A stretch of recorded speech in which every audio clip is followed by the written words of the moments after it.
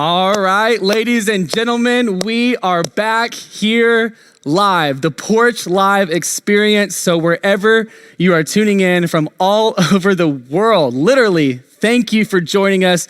We just want to say that we're so glad you're here. If we have not met, my name is Rodgers, and this is honestly a first for me. I am sitting here under extreme measures, social distancing, trying to keep away from everyone, and everyone here just trying to be really cautious. And I want you guys to know that I've even asked a few friends to come up here and join me and just sit out here because I miss you guys. Like, honestly, it is hard to be in this room right now and not look out and just be with my homies, my Porchies. And so just know that you guys are so missed, but I'm so excited that the Lord has blessed Watermark with this kind of technology where you and I get to still just learn more about him and open up the word together. And so we're not starting a new series tonight. Tonight, we are just talking about something that really has been hitting home for me in the midst of Corona. And before I tell you what it is, Corona, I want to be honest. I hate it. I am tired of Corona. I am ready to go back to reality. One reason why is because I just miss getting a haircut. I miss having my haircut, the fresh fade. I just don't feel like myself. I don't feel as confident walking around. And just right now I'm kind of insecure, not gonna lie. But there's so many things. I miss going out to eat with my friends. I miss working in a public place where you can look at people and make eye contact and not feel like you have leprosy. Like, I'm walking around right now and anytime I see a human, I'm like, hi, am I sorry? I'm acting so weird. And if I'm being honest, I'm trying to get out of this season of Corona. And as I'm thinking about that, it's really relatable to what we're talking about tonight. Tonight, we're talking about our season of singleness. Singleness. And of course, they have the single guy up here, shots fired, to come up here and talk about this. But we are talking about singleness tonight in the midst of the season of Corona. And here's what I was thinking about. Here's the reality right now. The season of Corona plus the season of singleness equals super single, but not able to mingle. Super single, but not able to mingle is the definition of my life right now. Normally in life, it's like, yeah, I'm single, but what's up? Going out with the homies, going to meet the people, going out in the town. And right now, we have nothing to do but sit at home and recognize how lonely we are. And to make it worse, as if singleness when life was normal wasn't already bad enough, now we're forced to sit at home, scroll on Instagram and see all of the married couples doing couple things and with my boo in bed all day, movie marathon or making TikToks. I mean, I see 40-year-olds on TikTok and I'm like, what are you? And it's just, I'm mad at everyone. I'm looking out my window, eating Doritos in my PJs at 5 p.m., watching couples go on walks going by. And I'm just like, all right, it's just me here. Hey, how's it going? Just they're looking at me and it's so real right now. It is the weirdest time being single in the midst of the season of Corona. And like I said, they kind of weirdly go hand in hand. Just as I'm ready for Corona to be over, I'm honestly fed up with my season of singleness. I am ready for singleness at times to be over. And I think it's because I view singleness like I do Corona. I see singleness low-key as a virus that I want nothing to do with. I will look away. I will do everything in my power to not have to face it. And it's so funny because just like I approach Corona, I kind of approach singleness. The beginning of Corona, it was kind of like the millennial dream. It's we get to all stay home and all of us are being creative on Instagram and all these hilarious memes and this is fun, ha ha ha, a new thing, here we go. In the same way, let's say you're in a long relationship and after you break up, you get with your bros or your girls and you're like, yeah, who needs relationships? It's time to be single. And we're all let's go out, let's have fun. And then over time, actually not very long, you're all right, I'm done with this. I am done with this. And that's what I feel like a lot of us are right now. Not only are we done with Corona, but a lot of us sit in the tension of being done with singleness. The difference between the Corona and singleness is where Corona does have a lot of negative effects, and it is literally a virus that has caused a lot of pain and hurt. That is in no way the case for singleness. And if I'm being real with myself, I have to know and trust that the Bible says that singleness is actually a gift. And my first instinct, if I'm being honest, is not to believe that. I think a lot of us really would address and admit that we struggle with viewing singleness as a gift. And it can be really confusing when it's like, but I thought marriage was a good thing. Proverbs says, he who finds a wife finds favor with the Lord. I want some favor. And like, God saw that it wasn't good for man to be alone, so he gave him a helper. And there's all these different questions of like, but I don't want to be lonely. Is it wrong for me to want to be married? And I just want to stop right here actually and address something. If you are not single, and when I say single, I mean someone who is not in marriage, like you're not married. So even if you're dating, I still am I'm classifying you as single. And if you're with your significant other, you better be 6 feet apart right now. But no matter if you're single, dating, engaged, married, I think there are truths that we're gonna learn tonight from God's word about how a single person should live that applies to everyone. I think we all have things to learn from what God intends for singles. Because no matter what, every single one of us know that we have an independent walk with the Lord. Like our walk with God is not a we thing, it's a me and God thing. It's independent. And there are things that if we would learn them, especially singles, if we would learn these truths we're gonna talk about tonight, we're gonna find so much more joy in the next thing. I don't know if your future is singleness. I don't know if it's in a relationship, but whatever it is, if you, every single person are walking in these things we're learning tonight, you're gonna experience so much more joy and happiness and peace and rest. And so I just wanna jump in. I wanna get started. And tonight we're gonna talk about succeeding in this season of singleness. Succeeding in this season of singleness. What do I mean by that? Right now, we are not only in the season of singleness, but like I said, we're also in this very unique season of all that COVID-19 brings into our life. A lot of people have reached out to the Porch letting us know, hey, I am more lonely than ever before. SOS, help. That's me. I am like, at this point, I'm like Taylor Swift, like putting notes to the window to the people across the apartment, like anything to get some love. And like, I know right now, if you're a physical touch person, you're absolutely dying. You can't, you're like shaking to get out of the house and just be able to touch people again. Some of you might be introverts and you're like, dude, this is a dream. I don't know what you're talking about. But I think all of us will come to a place eventually where we just want to get back to normalcy. This is such a unique time. But my fear is that we're going to get out of this season and miss what God was trying to teach us. Because I do believe that God is trying to use, even though COVID has brought so much stress and pain, I know that people are losing jobs left and right. I know that people are getting sick. Some of you might have family members and friends who are that actually have corona, and you're having to move back in with your family or all these different things, and you're going, what do I do with this? Like, I'm not diminishing that this season has brought a lot of stress and hurt. But I do believe that as we read the scriptures, we see that God is always clearly moving. He's always working. He's always trying to teach us something. He's always trying to bring us closer to his heart and what he wants for us. And I think he wants something for your singleness in this unique season of Corona. So tonight, 2 ways to succeed in this season of singleness. 2 ways to succeed in this season of singleness. The first way to succeed is to secure the right relationship. Secure the right relationship. Here's what I mean by that. A lot of us think, it's almost human nature to believe that relationships with people, a spouse, is gonna bring us fulfillment. It's gonna bring us satisfaction. It's gonna bring us joy.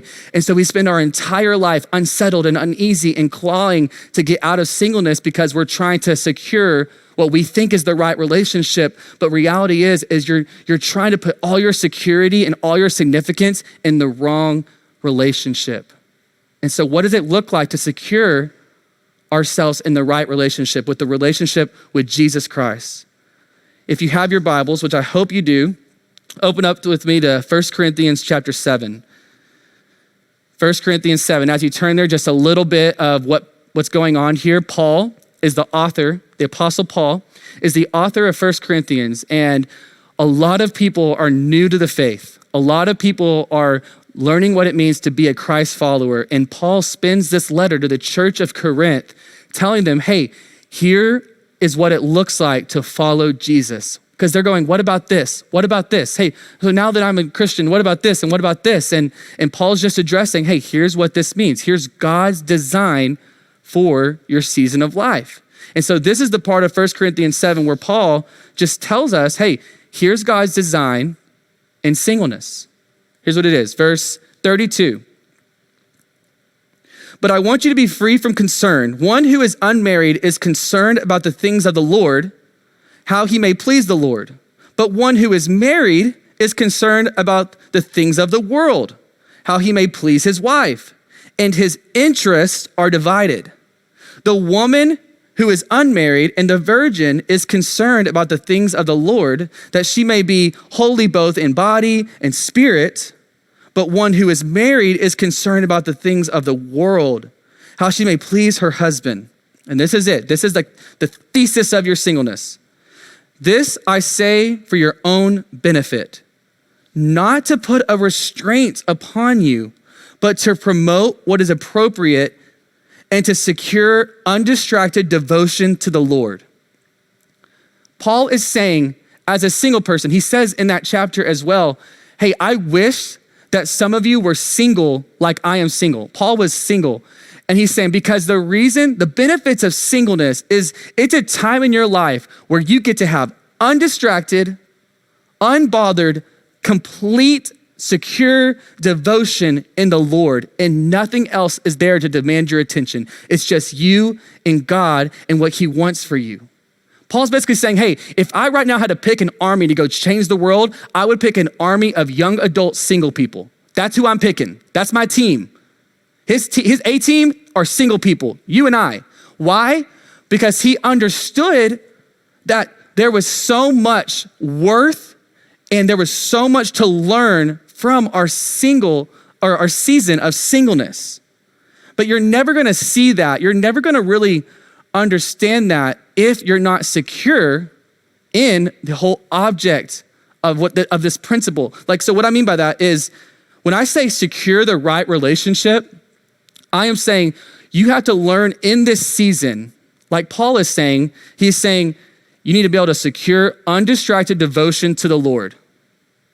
Girlfriends, boyfriends, husbands, wives, kids, great things, gifts from the Lord. But it just comes with it. Every one of my friends who are married tells me, hey bro, don't wish it away. It is such a unique time where you get to grow and establish such security in the right relationship with Jesus. And it's so interesting as I'm thinking about, okay, well, how do I find security in my singleness? How do I find security in just me and God? What does that look like?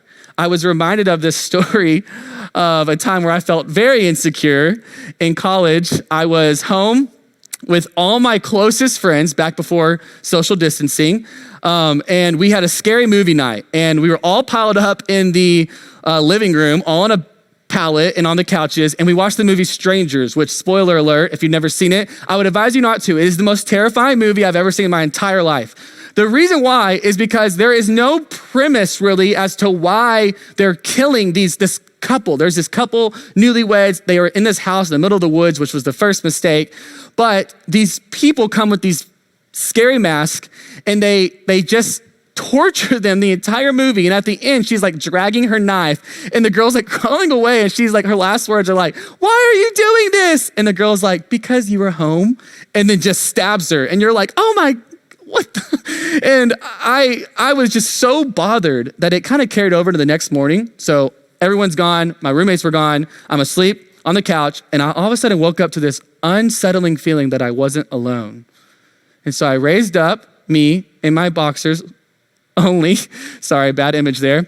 And I look through the blinds of the window and I see this man.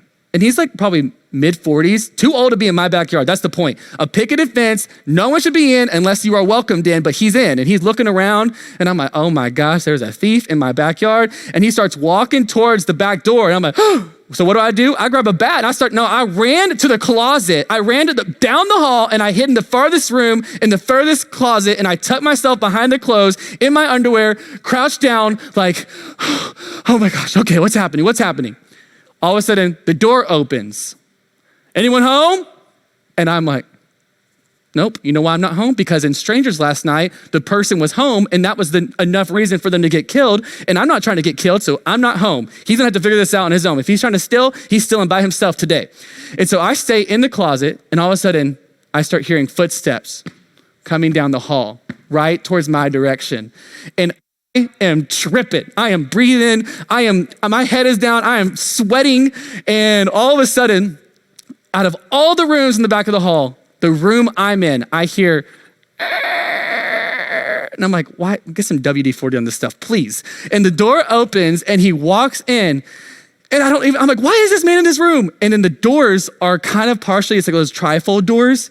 He opens them and I'm like, and I put my head down in between my knees, like looking like Smeagol, you could kind of see. And I see him and I flinch and put my head back down and he brings the clothes towards me. And I'm like, oh my gosh. And then he grabs he looks and I'm like, what's going on? And then I look up and I see his fingers and I'm like, this is it. And I put my head down. If I can't see him, he can't see me. And he moves the clothes and I hear, oh my Jesus. And I didn't look at him. It was the most awkward, like you could cut the tension literally with a knife. And he's like, you could hear my breathing. I'm not looking. I'm not addressing it. Like this man never has seen my face. And he's like, and I just hear like some noises and then he leaves. This hurries out, the door closes. I fall out and I'm like, oh my gosh, like what just happened? Why? What's going on? And I look up and I see that I hid in the one closet that had the electrical breakers in them. And this man was the renter's electrician trying to come and fix our house. And it's so funny because I think I view singleness like that man. It comes knocking at the door just trying to help me. And I'm like, run away. And like, I don't want to be sitting in like loneliness and in singleness and I hide in the closet. And a lot of you I think are hiding in the closet and it's time to come out, okay? I'm just gonna say it. It's time to come out and embrace and find security in this season that we're never gonna get back. We're never gonna get it back. Like God is going, this is such a gift. It's such a gift. And I think a lot of us are missing it because we're seeing it as something that wants to hurt us, not something that's gonna help us. And I think singleness is God's gift to help us. And so how do we secure that right relationship? Just like Paul says, let's reread it. To secure undistracted devotion to the Lord. So if I'm thinking, how do I secure my relationship with the Lord? Well, first off, like he says, it's just so practical. I need to be undistracted. Anything that's taking my attention away from my intimacy and my time with God, I need to remove or balance or change priorities. And I need to make God the number one priority in my life. So many of you have made God like a part of this like agenda. You've made him like this like thing. And like, I know for me, like, if I'm being real, there's so many times in my life where going to church, reading my Bible, praying, it's just this thing that I do in my schedule. It's not something that I am. It's not something I believe. It's not even something I want. I'm just like, well, let me check this off the list. And that's no way God, that's not how you establish security with someone. The more time you spend really desiring to be with someone, the more security you're gonna have in that relationship. And that's the same with God. The more time you spend with him, really spend with him. And especially like, if you're looking for an undistracted time, I cannot think of a better one than quarantine. I cannot think of a better one than Corona and like all that it's brought. This might be the most undistracted, nothing else is asking for your attention time of your life. And I don't want us to waste it. And when I was writing this talk, I had to get real with myself and go, JD, you've been wasting it. Like you have been wasting it. Those times that you watch those Netflix movies, you could have been memorizing scripture. Those times that you sat there and just scrolled endlessly on social media, you could have been reading God's word or praying or listening to worship music. And I don't think God is sitting up there like, how dare you? But I think God is going, I want you to want me and to be secure in me. And so I just want you guys to know that if you draw near to God, the word of God says that draw near to God and he will draw near to you. You want to feel close to someone in this season? Draw near to God. Spend time with him. And here's just some practical things I wrote down. Watermark actually has a great resource called Join the Journey. You just type in jointhejourney.com and there is a daily Devo where you get to daily spend time with God. Memorizing scripture, writing scripture on your mirror, on your hand, on your, like picking at your phone, your screensaver on your phone, just anywhere you look and it's like a tendency for you to like, it's to distract you, like maybe putting a sticky note on your TV or on your Xbox controller or whatever it may be. Like choose, before I do that, I'm gonna work on this, memorizing the scripture. The Bible says to hide God's word in our heart. Another one, like prayer and worship. I think we don't understand the impact that prayer has on our life. Matthew talks about, I believe in Matthew 6, it talks about how God's design for prayer is that we would go away in our room. We would get away from everything, undistracted, and we would pray to God. And it says, the God who sees you in secret will reward you in secret. He has reward, he has gifts, he has abundance of peace and joy and satisfaction when you come to him and when you spend time with him. He's ready to give it to you, but you've got to want it. Another one I wrote down is journaling. Just journaling your thoughts, journaling your prayers so you can go back and reflect and read what God's doing in this time. A tall task, maybe for some of you, is like, I've never read the whole Bible. Like I claim to stake my life on this thing and believe this book, but I've never even read the whole book. So just try, say, hey, but I don't know how long this thing's gonna go, so I'm just gonna try to read it cover to cover. And there's so much resources online that you can go with parts that you don't understand, maybe investing in a study Bible so it can help you understand scripture that is harder to understand for you. And some of you, like, I know what I like to start with people who are new to this and like trying to get really devoted and spending time with God is I always say, hey, let's just start with the book of John. Let's just open up the book of John together and let's just read it one chapter a day. Let's just go through it and let's just learn the story of the life of Jesus on earth. Read it like a movie, like read it like you're reading a screenplay and watch the life of Jesus unfold in this story in the book of John. Like some of you just need to take the next few days just studying the book of John. I don't know what it looks like for you. I think you can get real with yourself and go, what's the best way that I connect with God? Like what are the things that I enjoy? And set aside undistracted time with him. And the next thing it says is secure undistracted devotion. What does it look like to be devoted? We tend to be people that are scared of commitment, of being devoted to something, of putting our word and staking our commitment to something, but being devoted daily to Christ, saying, I'm gonna wake up every day and spend time with God. I'm devoted to him. Will go so far. I'm reminded of in Luke chapter 10, there's a story I think that just perfectly illustrates this. It says, Luke 10, 38 through 42, the story of Mary and Martha. As Jesus and his disciples were on their way, he came to a village where a woman named Martha opened her home to him. She had a sister called Mary who sat at the Lord's feet listening to what he said. But Martha was distracted by all the preparations that had to be made. She came to him and asked, Lord, don't you care that my sister has left me to do all the work by myself? Tell her to help me. And Jesus, I love this. He says, Martha, Martha. And for me, it's JD, shh. You are worried and upset about so many things, but few things are needed, or indeed only one. Mary has chosen what is better, and it will not be taken away from her. I read that and I'm like, I'm often the Martha. I think that the things that I do for God are gonna make me better with God. Like, okay, if I read my Bible, if I do these things and I establish this like do relationship, like do.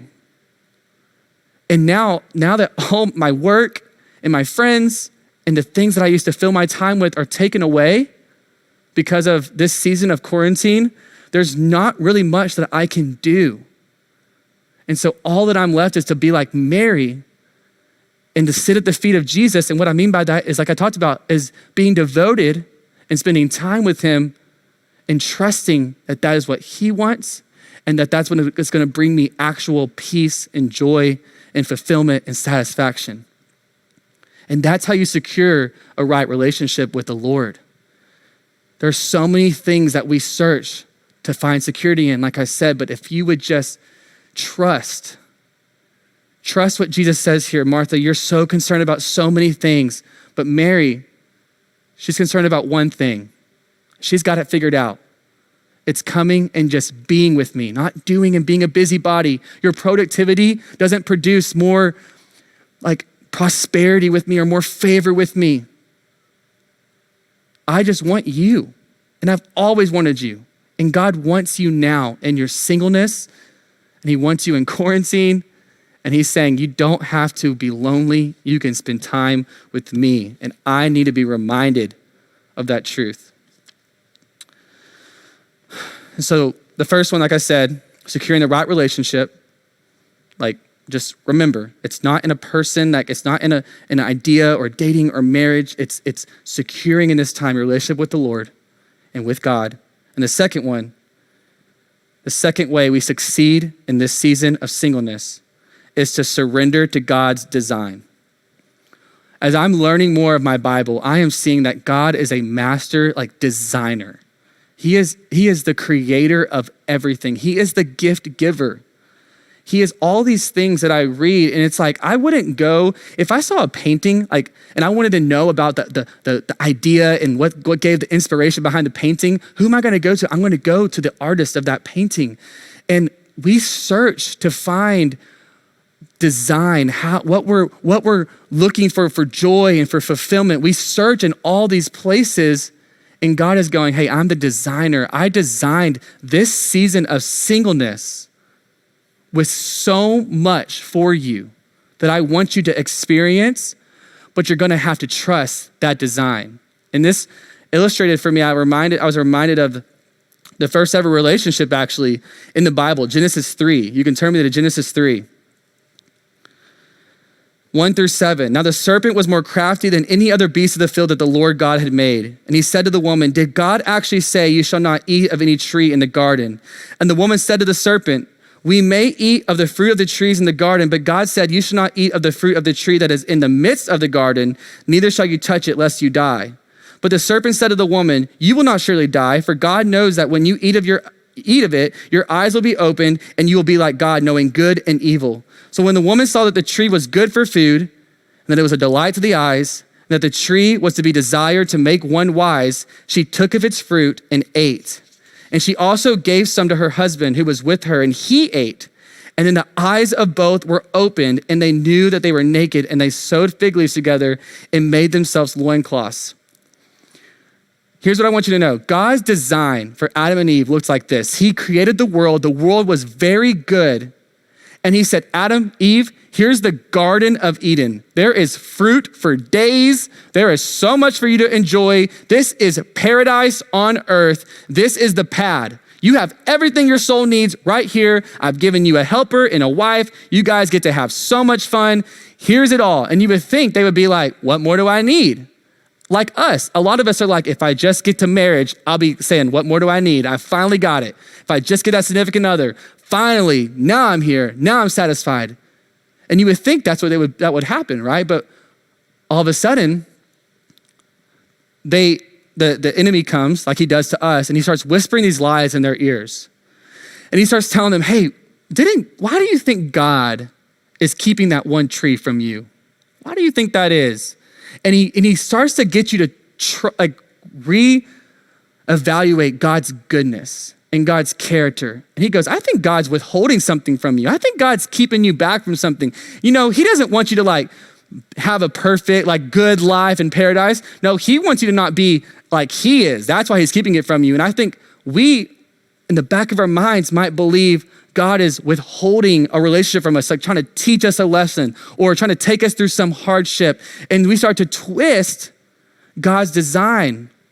And where God's design is that he goes, hey, whether you are single, whether you're in a relationship, whether you're married, whether you're a father or a mother, I have specific designs for every single stage of life. And I ask one thing, that you would trust me in every single season, no matter the cost.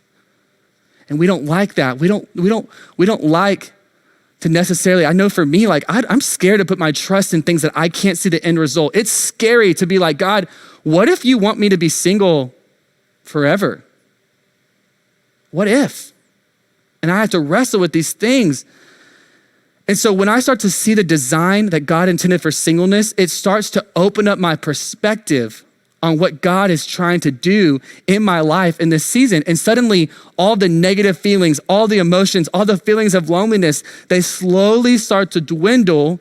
And what was once pain is now turning into a greater purpose. I'm recognizing, you know what? I truly believe, like Paul was saying, there will never be more of a time for me as a human to connect with God and experience fullness of joy, but also to lead people, to help change the world, like to connect other people to God, to serve my church, to serve people. I'm so available in this season. And when was that ever a bad thing?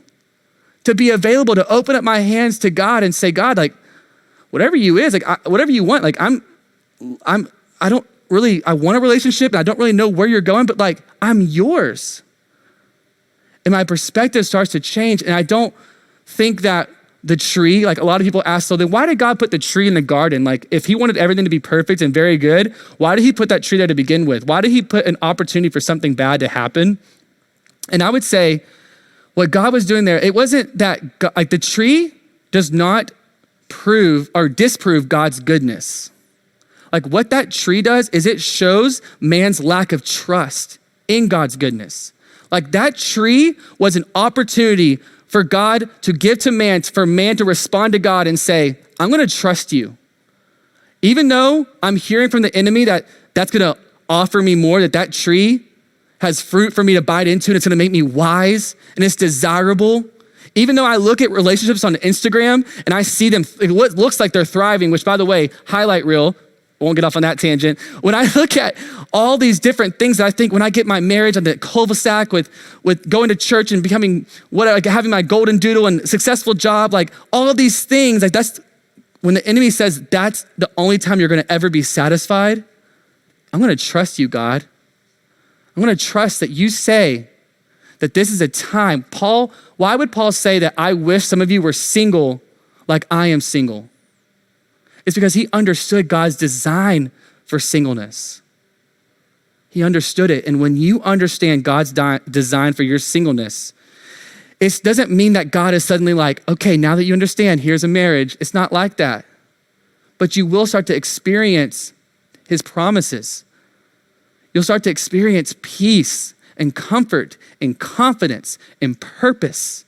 We're gonna start to experience what it looks like to stop striving and trying and to start trusting and resting and reading and learning and changing and doing. And we start to be more available. And oh my gosh, now I can go do this. I can travel. I can tell more people about Jesus. I can read more of the Bible. I can pray more. I can do more. And when you start to see it like this, suddenly singleness does not look so bad because it's like the time is now. We just studied the whole story of Esther where he looks at her and is like, hey, maybe for such a time as this, and I'm looking at you and I'm saying, maybe for such a time as this, God has you single in this season, in the unique season of Corona, because he's going, I want you to be so secure, so undistracted and devoted to me that when Corona ends, you are literally gonna go and change your world.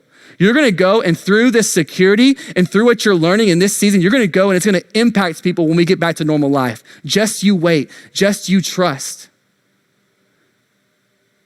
And I know that when I start to think about these things and I start to read about these things, a couple of verses, like when it's really hard for me, I'm like, oh my gosh, I just saw a couple post and all this stuff. They're starting to do couple challenges. They're getting bored. I go to some of these scriptures, Romans 8:28, it says, and we know that for those who love God, all things work together for good, for those who are called according to his purpose. 1 Peter 5:7 says, cast all your anxieties on him because he cares for you. Ecclesiastes 3, go read it. it just talks about how God has designed a time for everything. There is so much truth found in God's word to combat the lies of the enemy that there's something better in the next season of life. And I'm telling you, the time is now. God wants he wants you to be secure in him, and he wants you to understand and trust his design. And when you do that, your singleness is gonna do nothing but thrive and succeed. And so I'll wrap up with this. I know for me, I can hear these things and I can write this talk and I can get all fired up and I can be like, oh my gosh, I'm gonna go and like, let's change the world, like singles unite. But the moment this live stream is over, I drive home and I'm left with nothing but my thoughts. And I'm evaluating myself and I'm wondering, did that land? Was that part confusing? And I'm thinking about all these things and I have no one to go home. Like I don't have a spouse to go home and process to. Like tonight, I'm gonna lay in my bed and think about all these things. And it's gonna just be me and the Lord giving it to him. But man, would it be nice to look over and be like, what'd you think, sweetie? Like that would be nice. And so I'm telling you, like wherever you are right now, I know the live stream's gonna end and you're gonna be left back into silence with nothing but your thoughts of potential depression, anxiety, addiction, loneliness. Like a lot of guys right now, you're gonna be left with nothing but the fight of like, dude, these passions are raging. I know all of that is still waiting for you at the other end of this live stream. And so I just wanna tell you, I get it. And just really quick, last summer, I took the plunge, I moved to Dallas, but I did not know that would result in me losing my 2-year relationship. And me and my girlfriend, we broke up. I'm like, okay, God, I'm gonna trust you. I'm gonna move to Dallas still. I moved to Dallas. I'm starting the Watermark Institute. It's the Bible program here for 10 months. And then God's like, hey, JD, I want you to give undistracted, devoted attention to me in these 10 months. Can you commit to being single for 10 months? And I'm like, okay, but even though I'm in Dallas with a lot of new people in the Metroplex, like, okay, God, like I'm yours for 10 months. And now I'm nearing the end of the 10 months and May is coming. And I think at first along the way, it's like we're at April and I'm at this crossroad where I'm like wanting to like speed up the process and get out of the singleness. And I think a lot of it is because I could not have expected quarantine and coronavirus and all of this to happen. And I am like, get me out. I am so tired of being alone. Whatever it takes, get me out. Because here's what I'm left with in these lonely moments. I have to wake up and ask myself, I am super alone. All my best friends from college have a group text I'm in every day where they're all married and they're all on their first round of children. And I'm thinking these thoughts like I'm behind, like all their kids are gonna grow up and I don't even have a girlfriend. I'm so far behind, like vacations, all of that. I'm gonna be that weird single guy playing with the kids and they're like, that's your Uncle JD. And it's like, I'm not really their uncle. And my little brother, like, he's in a marriage for a couple years now. My older sister's married with kids. My mom is about to get married again. Everyone is married. And I sit at home and I'm like, you know what that means? That means that they're all committed to someone and that person is their top priority. And I sit there and I'm like, but whose priority am I? Like, I feel so alone at times. And I'm like, I am no one's priority. Until I am married, I will have no one who is so about me, so for me, just wants me all the time. And I believe deep down that when I find that person, I'm finally gonna be satisfied and not feel so lonely. But I'm missing the point because in this time, God has been so kind to me to be like, hey, you're not alone. And as cliche as it sounds, I've actually recognized I'm in a very committed relationship with the God of the universe, the creator, the maker of my days, the person who calls me my friend and my father. And he says, I am committed to you. I want all this devoted time with you. I'm crazy obsessed about you. You're a top priority in my life. JD, you're such a priority that I'm willing to send my one and only son, Jesus, to come down to where you are and to pay the penalty of your sin and death and die on a cross. And why did I send him to do that, JD? So that you and I would never have to be separated. So that we could be in a relationship that brings you fullness of joy and peace and purpose and satisfaction. We can be in that forever. You're in a relationship with the person who fully knows you and fully loves you. Why? Because I sent my son to make it so through his death, burial, and resurrection. And when Jesus Christ died for me, when he rose from the grave and conquered sin's penalty and loneliness and depression and anxiety, when he conquered all of that, it meant that I now get to wake up every day and find security in the right relationship with Jesus. I get to have undistracted, devoted time with him because my security is in him. And then I get to trust in the design that God has a purpose and a plan for this season of my life, just like he had a plan to send his son to die for me. And I wake up every day and I remind myself, hey, no matter how lonely you feel, God loves you and God is with you, JD. He's with you. And to my friends listening right now, I know you're lonely. And I know that it just seems like if I can just get out of this, all of this will go away. But I'm here to tell you that's just not true. And God has this season. I specifically think God wants this season of Corona for us to open up the word, spend time with him, and recognize and believe and trust that, hey, everything you're searching for is with me. Nothing else. Nothing else. You can come and just be with me, and I will satisfy the deepest longings of your soul.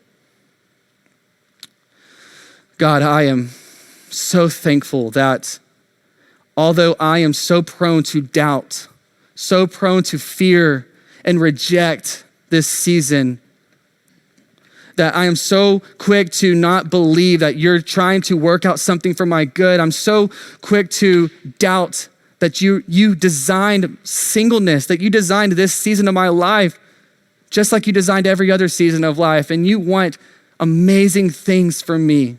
You want me to be devoted to you. I'm so sorry for when I'm so prone to doubt that and run from that.